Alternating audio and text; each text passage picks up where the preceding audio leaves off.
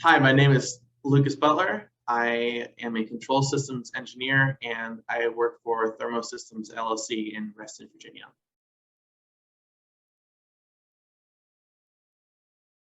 My first formal internship was a really good introduction to corporate culture because when I first started, I got to do an onboarding with new hires as well as other interns, and I got to run through the entire process and see all of the different HR processes that the company had, as well as how the boring stuff works with the payroll and insurance and that kind of stuff.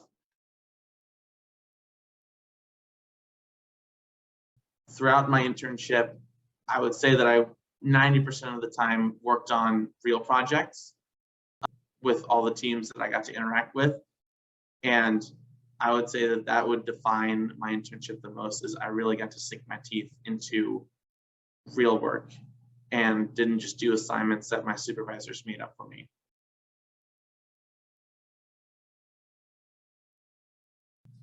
I really liked how they would introduce me to projects because pretty much every project I would start on, they would say, okay, first of all, read this document. There's always a standard document that goes over the scope of the project and all of the different moving parts within it. So that's a really nice start. And they would just say, take the day, or at least take before lunch, just read this document, really understand what you're working on. And I'm not going to breathe down your neck on finishing that, but I just want you to understand. Then they would start to give me a small part of it, whether it was just like something with a spreadsheet or something like that. And then they would eventually build me up to bigger things. The biggest thing that I worked on was I was designing a graphical view of a big industrial air conditioning system. And they actually allowed me to design a graphical view for 2 different levels of a data center completely by myself, of course, using the standards that the company provided to me and the examples they provided to me. But they allowed me to do that. And they actually had me put it onto the live system, and they had the subcontractor that was working with us verify my design, and they sat down next to me in the control room and with my supervisor present, but he was kind of sitting in the back and letting me interact with the subcontractor and really run through it as if it was my own thing. And I would say that was the hardest I worked during the internship, and I really appreciated that because it put a lot of trust in me as just an intern. And they of course, made sure to tell all the subcontractors, hey, he's just an intern. This is his first time doing something like this. But they still allowed me to go through with a real, what they call commissioning of these graphical displays. And that was what my first 5 weeks was like.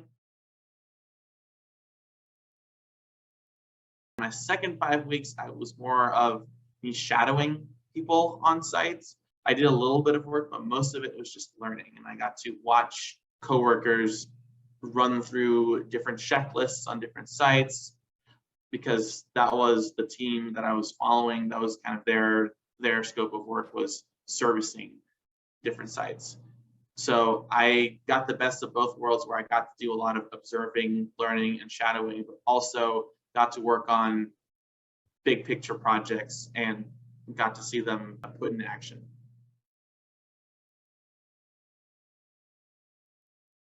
The only times I actually interacted with the other interns was during the onboarding process, because they had all the interns fly into the central office, which is in New Jersey, and they had us do onboarding together, and we had some team building activities that we did as well, and we even had a barbecue at the end of it. So I got 3 days with them, and afterwards we had 2-week check-ins on teams. And the reason why we did that is because there was only one intern per office. There's several offices all throughout the country that our company works at, and we'd be able to interact through that. And I did form friendships with some of the other interns and would talk to them over Teams and that kind of stuff. But the only times I interacted with them in person was during the onboarding process.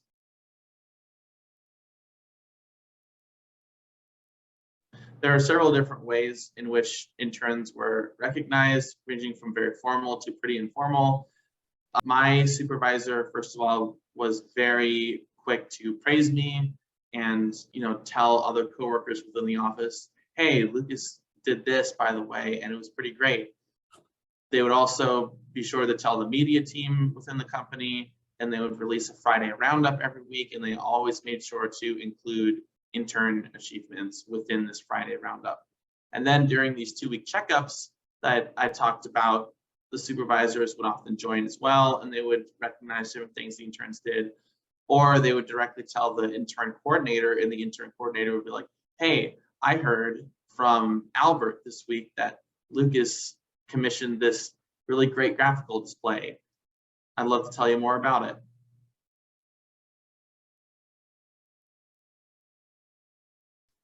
So I had an exit interview at the end of my internship.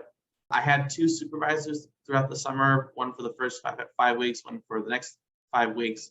And so I had my exit interview with the second supervisor, and it was pretty informal. We had a sit-down dinner at a local restaurant, and he ran through some pretty standard exit interview questions with me, and he just wanted to know about my experience.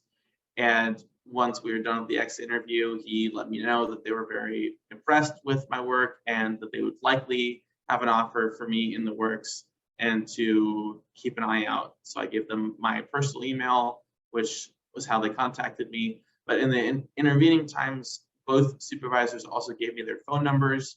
So I was able to interact with them in that way. And I was very interested in some of the projects that they were wrapping up. So I was able to still interact with them. And then the offer letter came sometime in November of 2021, before which one of my supervisors called me to let me know that they'd be giving me an offer.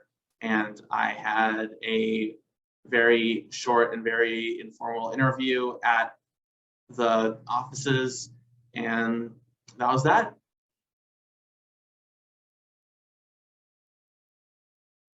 So I have 2 major things. The first major thing is more of a positive thing, which is try to learn as much as you can. You should ask as many questions as you can. Never just have a thought pop into your head and then you're like, oh, I'll probably figure that out eventually. You should always just ask, and your supervisors will be very happy to answer your questions and will be happy that you're asking questions. And try to do as much as you can during your internship. Ask about different projects you can work on. Try not to just settle with the work that you're initially given. Then the other big thing is try to maintain a level of professionalism when you're interacting with your coworkers and your supervisors. A casual work environment is fantastic, and having coworkers that you can joke around with and have a good time with is great. But there's a line, and you need to make sure that you're not saying too many things about your personal life that might make other people in the office uncomfortable.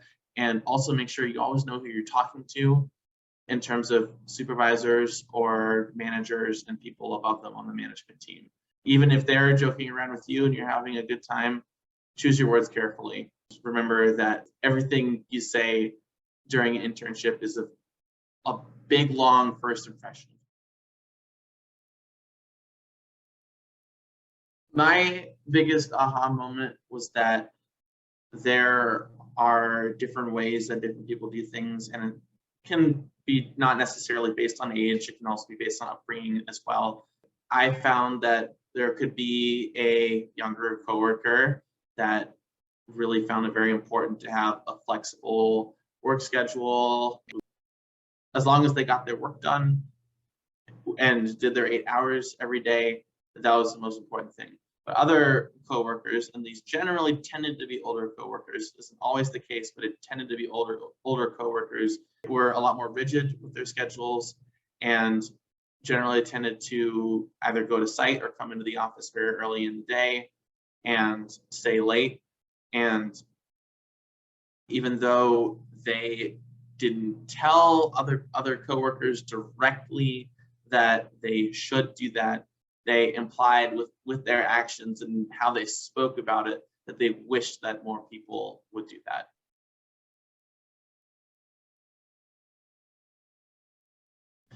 I think the biggest misconception about Gen Z is work ethic and loyalty, because I think that my generation definitely has a more collective idea about, like being very fiercely independent in the workplace, and very, very quick to, tell somebody if they're not getting what they need.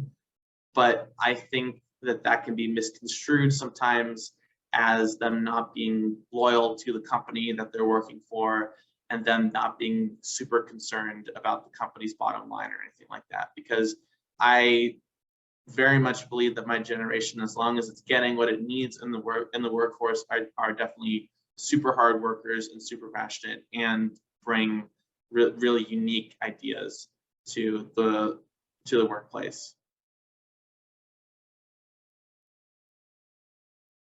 I think what matters most to Gen Z is a work environment that they can feel comfortable in. And what that boils down to is flexibility, I think, is the biggest thing, but also making sure that they're properly compensated for the work that they're doing. I think that that's the most inflammatory part of the thing when it comes to clashing with other generations, is that Gen Z tends to hop jobs very quickly if they're not getting compensated correctly. So I think it's flexibility and compensation, and also a little more individuality. I think my generation also likes to express itself in the workplace, whether it comes to, attire, or decorating your cubicle, or anything that makes somebody like unique, and maybe a little bit different from the rest of the workforce. What I'm excited about with the panel is there is a really great representation of different industries and of every different generation on the panel. The individuals that you're going to be talking with are really fantastic and multifaceted people. They have a host of different ideas about leadership and work environment, and all of the different questions that we're going to cover during our panel. I think that coming to the panel will be a fantastic experience, because you'll get to interact with all these different multi-generational members, as well as maybe break some stereotypes that you might have about different generations. I think it's just going to be a great experience in that regard.